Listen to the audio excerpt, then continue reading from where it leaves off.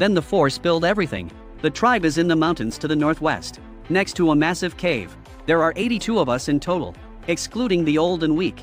We have 40 available warriors. There's a statue by the cave. It's a god wearing animal skins, called the beast-slaying god. The beast-slaying god demands living sacrifices to skin their pelts, so the tribe must raid for food. The tribe has birthed 2 beast-shifter heroes. One went missing while attacking the forest tribe. The other stayed behind at the tribe. The barbarian tribe is the enemy. Demons are the enemy. We will never betray the garlic tribe. They chanted the exact same slogans as before. Their faction switch was remarkably smooth.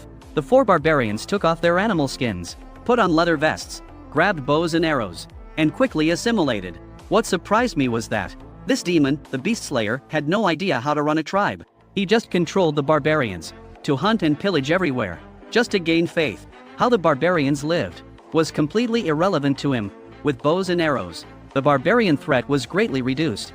My top priority was still increasing my faith points. The more of this strategic reserve I have, the better. After repelling the second attack, the garlic tribe entered a period of stability. The Salt Lake tribe kept sending people to buy garlic and bows, selling us salt, medicine, and farm tools that we lacked. They even built a wooden house here to serve as a permanent shop.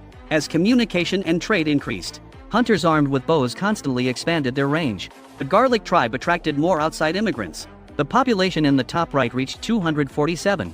Faith rose to 448. In a single day, faith surged continuously. This brought up the thought I had previously suppressed. Converting the apostle in the temple required 500 faith. I was only 52 points short, just a bit longer. Relying on the vigor cane and the cactus minions, fixed growth of 2 points per hour. It might just work. However, by 8:30 a.m., when I left for work, faith was still stuck at 459. I was a bit distracted all day. Tomorrow is the weekend. I just wanted to sprint home and stare at the simulator, even though the vigor cane replenishes my energy, so I don't feel tired. Once I let go of it, muscle soreness and fatigue set right in. The cane is more like a potent stimulant. It sustains energy for a short time, but doesn't change human physical limits. Sleep is still necessary. I also kept pondering the old god's apostle in the temple. Is she really worth such a massive investment? Well, she is a top subordinate of the god of the forest. Even a minion like Little Flame is so useful. An apostle shouldn't be too shabby. Most importantly, I haven't found any other way to create an apostle. Right now, converting this old god's apostle is the only path. I barely made it to the end of the workday when my boss suddenly assigned me a last-minute task. I had to travel 20 kilometers to deliver concert tickets to some executive. By the time I finished and got home, it was already 8 p.m. Ignoring the sweat on my brow, I rushed to my computer. The faith in the top right had reached 489. It was mostly growing from the magic items. Population growth had slowed to a crawl. So, I went to take a shower first, then stood by the window to enjoy the night breeze, and checked the streetlights in the alley. No one was strung up there today, which makes sense. If they hung someone up every few days, that demon player would be openly provoking the entire police force. I went back to the computer. Faith now read 501. I opened the temple interface, clicked the stone coffin icon. Reviving her and converting her to your temple's apostle requires a massive amount of faith. Do you wish to spend 500 faith points to convert the apostle? I hovered my mouse over yes, but didn't click immediately. I asked the cactus beside me, Little Flame, does reviving one apostle really consume this much faith? Apostles are the most important right hand of every god. It is entirely worth it. However, your servant does not recognize the apostle in this stone coffin. I don't know what ability she has. Don't you know all the apostles of the god of the forest? I only remember the chief apostle, Mr. Forest. He was very powerful, capable of summoning forest spirits. I haven't met any of the others. I glared at the cactus. So you only know one? Little Flame said nervously. My god, I am just saying I truly do not recognize this one. Different apostles have different abilities. Some are skilled at scouting, but having an apostle is absolutely worth it. You also need a mobile apostle. I turned my attention back to the screen. Screw it. I clicked yes. My faith instantly plummeted to just 1 point. A prompt popped up in the pixel world. The slumbering apostle has heard your call. The power of your faith has mended her broken shell and parched soul. She is rapidly reviving from the sea of the dying. The apostle, sword of the forest, Su Yi, will follow your will, execute your oracles, and fight for the fire of your faith. The stone coffin shattered. As the dust settled, a young woman wrapped in a black robe appeared. Su Yi's eyes were blindfolded with black cloth. Her seaweed-like green hair was tied behind her head. Her body had regained its softness. and the cracks on her cheeks were gone. She knelt on one knee inside the temple, her long black robe trailing on the ground. Suyi wasn't facing the statue, but rather facing me in front of the screen. My God above. Suyi offers you all her loyalty and faith. Your first apostle is born. The garlic tribe's faith has become stronger. The arrival of an apostle allows your faith to be known by a wider world.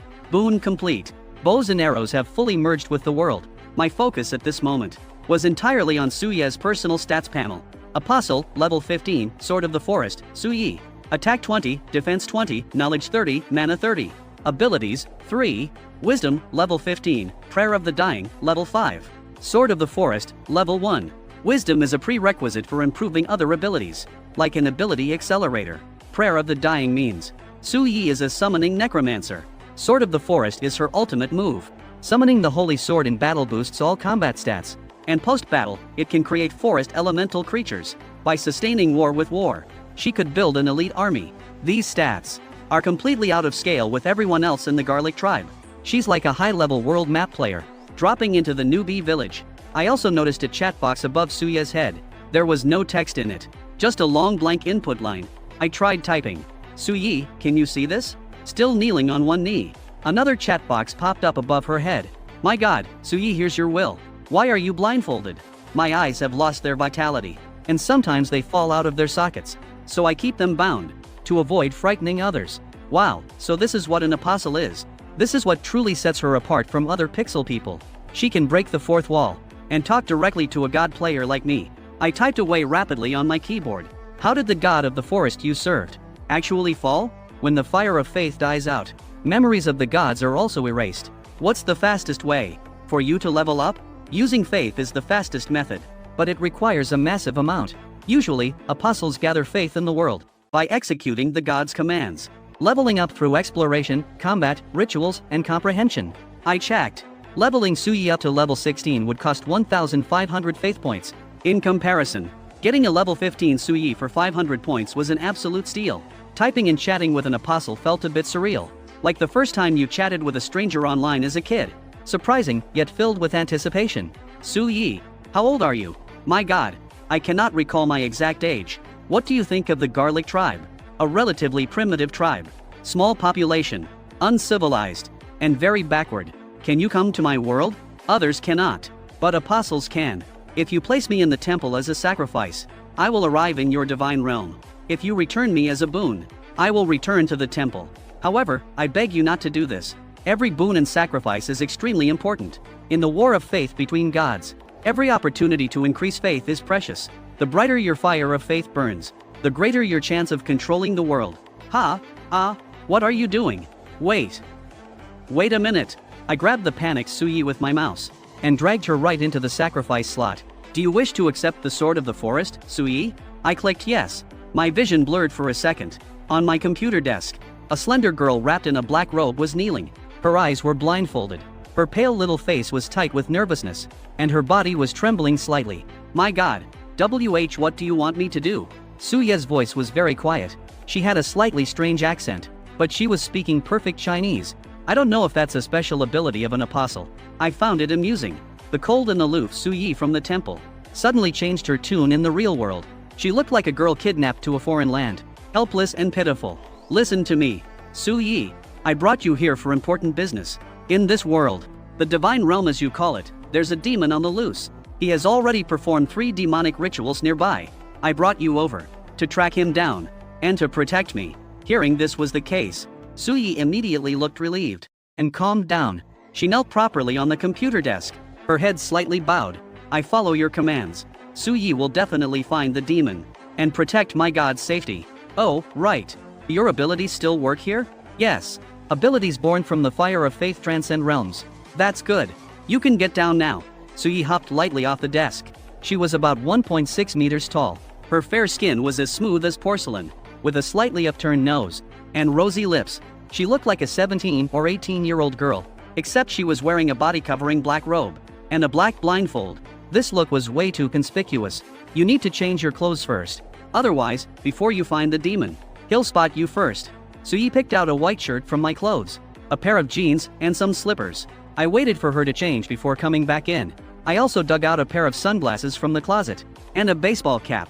Can you use these instead of the blindfold? Yes. With this oversized, casual outfit, paired with Suya's green hair, sunglasses, and cap, it actually looked quite streetwear. While the tribe's development in the game is important, in the real world, my safety comes first. Suya's primary mission is to ensure my personal safety.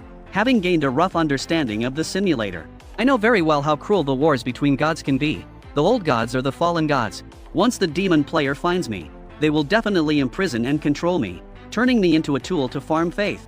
Frequently stringing up normal people for rituals shows that some players no longer care about the law, would do anything.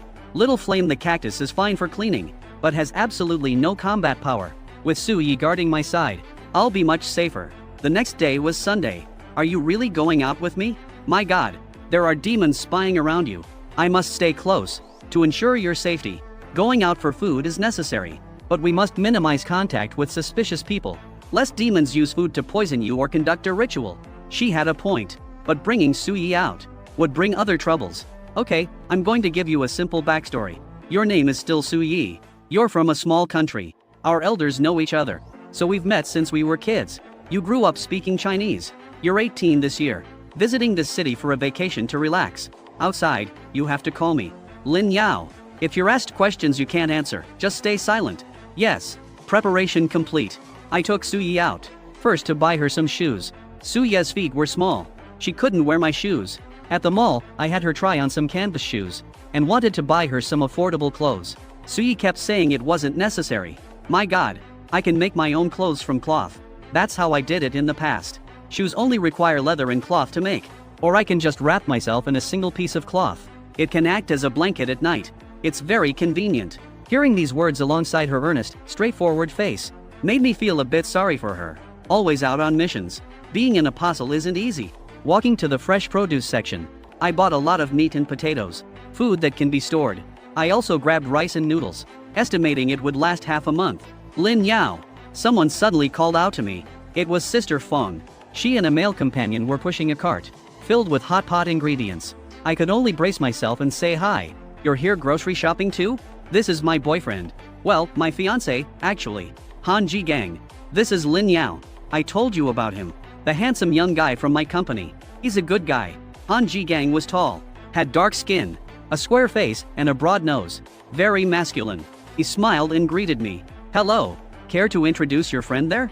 A friend of mine. She looks like a doll. How did you two meet? Our elders know each other, so we've met since childhood. I kept my composure, while Suyi remained silent. Sister Feng glanced over, and left it at that. Well, we won't bother you then. Han Ji Gang suddenly spoke. You live in the locomotive factory dorms in the Joyuan community, right? I'm with the City Criminal Investigation Brigade.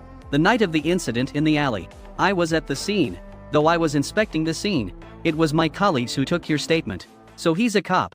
I nodded. What happened? It involves Lin Yao? Sister Feng was surprised. He was one of the witnesses. He called the police. Officer Han, did you catch that creep yet? I can't disclose that, but we haven't caught him yet. That guy is terrifying. The victims will be scarred for life. Han Ji Gang looked a bit awkward. Due to discipline. All he could say was, we will definitely bring him to justice.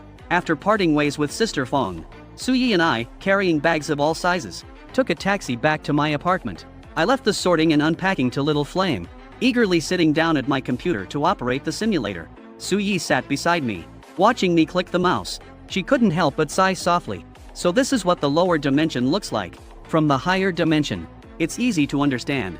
Looking down from a great height, everyone looks as small as ants. It's just a matter of perspective. Suyi looked thoughtful. She sat up straight, while she appeared to just be watching me play. She was actually highly alert, paying attention to any slight noise in the room. Oh, right. Suyi, since I can summon you here, can I also use the temple to bring other tribe members over? My god, please do not do that. It is extremely dangerous. If lower dimension lifeforms enter a higher dimension, because they lack the foundation to exist there, and the proper form, they will be distorted by the rules. Without a god's fire of faith for protection, these lifeforms will undergo irreversible changes, and ultimately become deformed monsters. Only apostles, because they carry a spark of the god's fire of faith, can temporarily stay in a higher dimension, but staying too long will also affect us. Dimensional restrictions. It seems the real world is the higher dimension, And the pixel world is the lower dimension. I pointed at the bustling cactus behind me. What about Little Flame? He seems completely unaffected. The cactus minion is a special case. He was born in the higher dimension and cast into the lower dimension by a god. Plus, it's a very simple life form, capable of adapting to many environments. So how long can you stay here? The limit is about 15 days. Please be sure to return me to the lower dimension. Otherwise I may be distorted by the rules, become very strange, or even become a monster. And it's fine if I summon you back after you return? No problem. But it's best if I stay in the lower dimension for at least 3 days, to let my foundation and form resync. I see. It's kinda like recharging, or getting a vaccine. If Sui stays here too long, she might mutate, but as long as she goes back regularly to maintain her stable form, it's fine. After finishing the prep work, I finally returned to the simulator. Top right corner showed population, 254. Faith, 21. Inside the garlic tribe. Population growth was much slower than I thought. It wasn't that the pixel people lacked passion for making babies. Many babies were born, but most died prematurely. Not many survived to adulthood. In the early days, infant survival was less than 10%. Now it was about 30%. High infant mortality. Besides infrastructure issues, another key factor was the lack of doctors. The garlic tribe's only doctor was the shaman. One person handling the medical needs of the whole tribe. Shaman, level 2 hunter by origin. Ability, healing, level 2. There is new life born, and old life passing away. Fatal injuries. Old age and death are the main causes of tribe attrition. Dead pixel people were buried in the forest, returning to the earth and nature. This was a custom of the forest tribe, carried on by the new garlic tribe. After winter ended, an exceptionally hot summer quickly arrived. The entire screen was bathed in a faint yellow light. Large swaths of grass dried up and turned yellow. The river in the east dropped in water level. Smoke popped up over all the tribe members' heads. They were stuck in extreme heat. They usually hid indoors, only going out to farm and hunt at dawn and dusk. The blazing sun and drought persisted. The little people gathered around the temple to pray again. Great God Yao, please grant us rain. If it stays this hot, the wheat and garlic will die. Everyone will die. I didn't hesitate. I spent 10 faith to unleash the rain miracle. Long-awaited rain fell upon the parched earth. The little people cheered loudly, praising the god. But the prophet and shaman were talking. The god has brought rain, relieving the heat. But we cannot endlessly ask the god for favors. The hot weather might return. We must use this rain to think of a permanent, reliable solution. The two wise men pondered but had no clue. So I dragged them over to the river. The shaman paced back and forth by the river. Suddenly, a light bulb lit up over his head. I understand. We can dig a ditch in the ground to guide the river water over. And when it rains, we can store the rainwater too. They immediately called the whole tribe to dig a canal. The pixel people worked from dawn to dusk, slowly guiding the river to the farmland. They dug out a small pond, and then routed it back to the river from the other side, creating a flowing canal. Prompts kept popping up on screen. The garlic tribe learned about canals, grasped irrigation and drainage. The garlic tribe learned irrigation. Farmland yield increased. By mastering new technologies, the garlic tribe has gained prestige among other tribes. The drought was still ongoing, but with the basic canal finished, basic drinking water and irrigation were secured. The pixel people's mood stabilized. Right in the middle of this long drought, the barbarian tribe mounted a third comeback. 32 barbarians joined the attack, excluding the old, weak, sick, and disabled. It was an all-out plundering effort by the entire tribe. Hand over your water and food, you wretched heretics. Hungry. Thirsty. They looked ferocious, but the slogans they yelled made me laugh. You're starving, and you're still calling us heretics? You don't even know how to beg. You gotta get on your knees first to have a chance. The current garlic tribe wasn't afraid of an attack of this size at all. Armed with bows and arrows, the hunters easily shot the barbarians down. In this battle, 12 barbarians died, and the remaining 20 were all captured. They were already broken and desperate from the drought.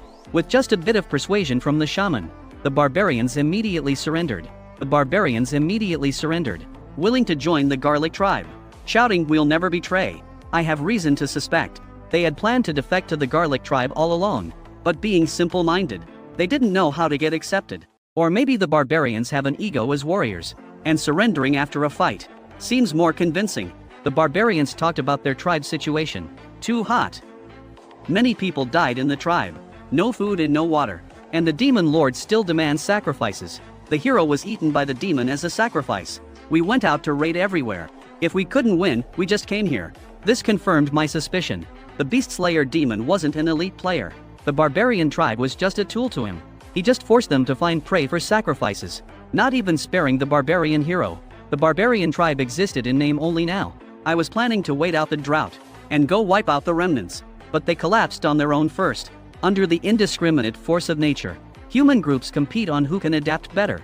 At least that resolved a major worry. I stretched. Beside me, Sui suddenly looked out the window, her voice serious. My God, the aura of a demon. A demon? I walked to the window. The alley and street were empty. It was already night, and with the creep roaming the neighborhood, there was only a stray white dog wandering the street. Where? Sui pointed to a corner on the street. A middle-aged man was lying there, seemingly drunk, leaning against the curb, with a puddle of vomit beside him. The stray dog walked up to the man, sniffed him, and then did something I completely didn't expect. It grabbed the man's clothes in its mouth, and slowly dragged him into the alley. My God, please command me to hunt the demon. If you go fight the demon, how will I communicate with you? Use my eye. Sui reached into her left eye socket. It was a white eyeball with a green pupil. It had a cold, gem-like texture and a crystalline luster, like some ancient artifact. My God, everything I see with my power of faith will be shown to you through this eye. You can also issue new commands to me through it. I carefully held the eyeball and urged her. Stay safe. Don't let anyone discover your identity. Yes, my God. Suya's body was enveloped in black mist. She leapt from the windowsill, blending into the night.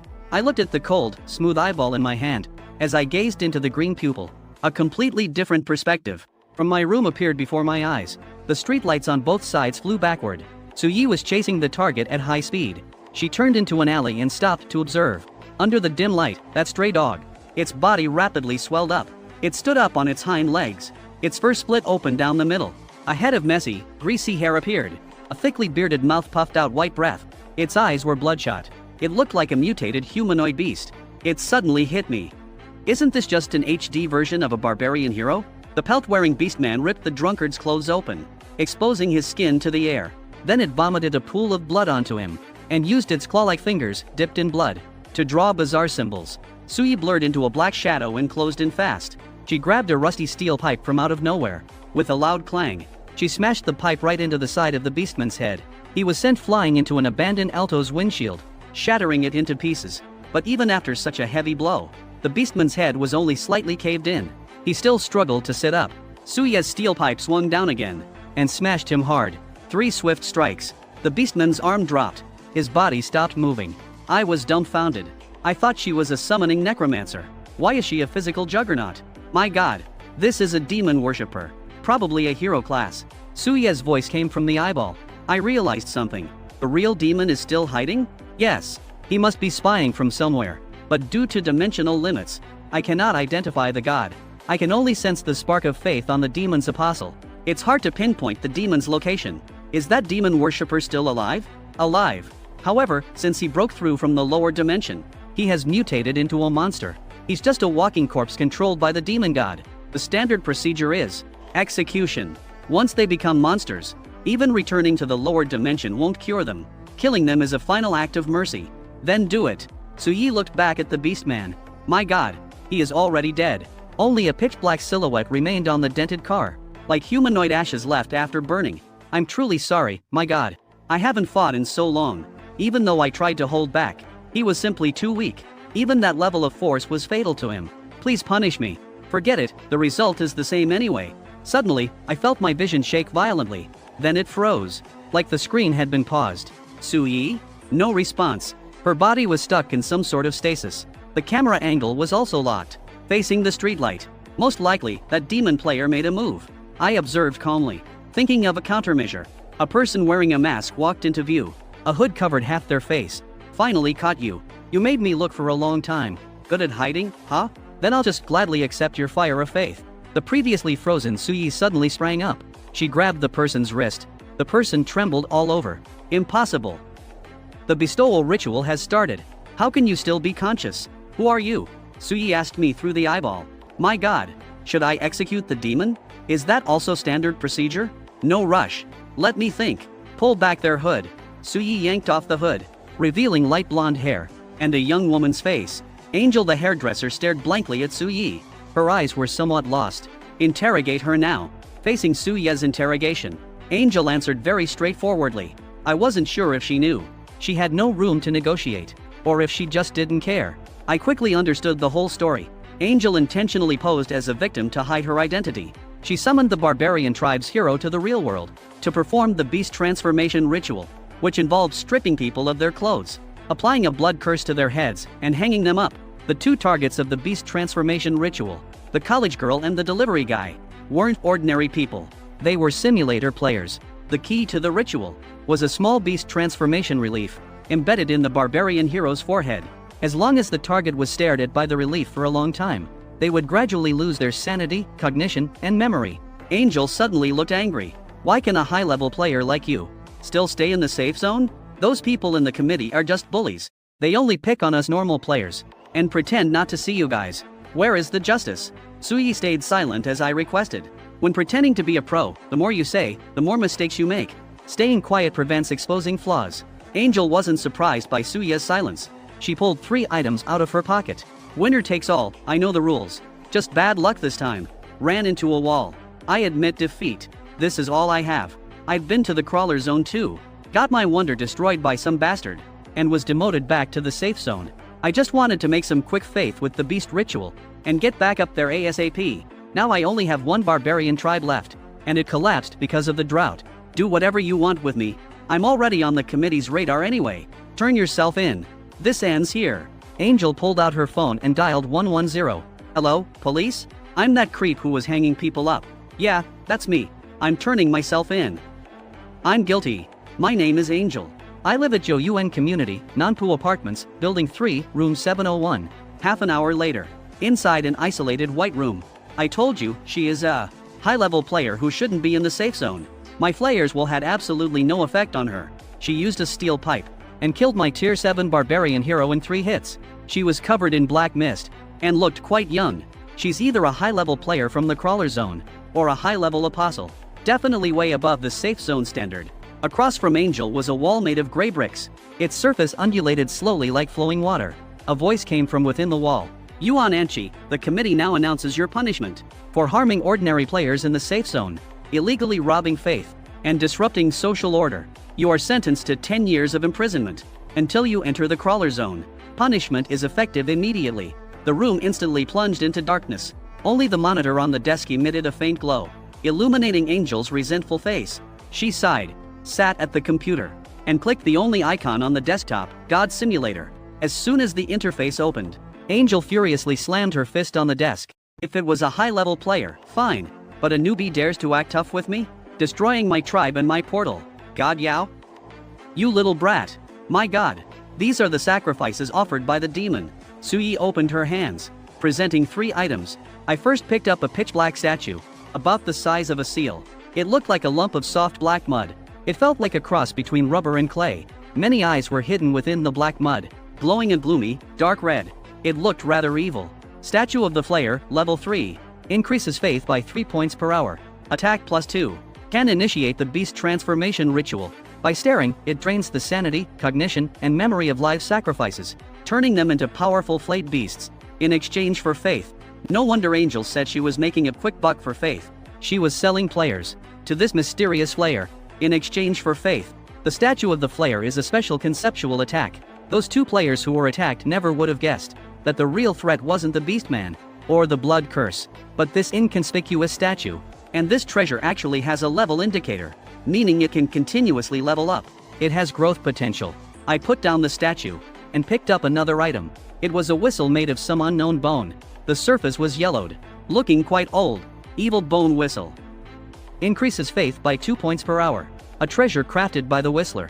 Controls mindless monsters and beasts by blowing the whistle. The bone whistle's ability is concise. The statue of the Flayer plus the evil bone whistle is a classic case of 1 + 1 greater than 2. The former turns people or creatures into beasts, and the latter tames the beastified individuals for your own use. No wonder Angel previously talked about being his dog. She wasn't joking. She was just stating a fact. I looked at the last item. It was a letter, sealed with wax. It opened with a gentle tear. Inside were 2 yellowed pieces of stationery. Drifting letter. Increases faith by 1 point per hour. Available stationery, 2. Write a message on the paper. And through a boon, deliver it to a specific individual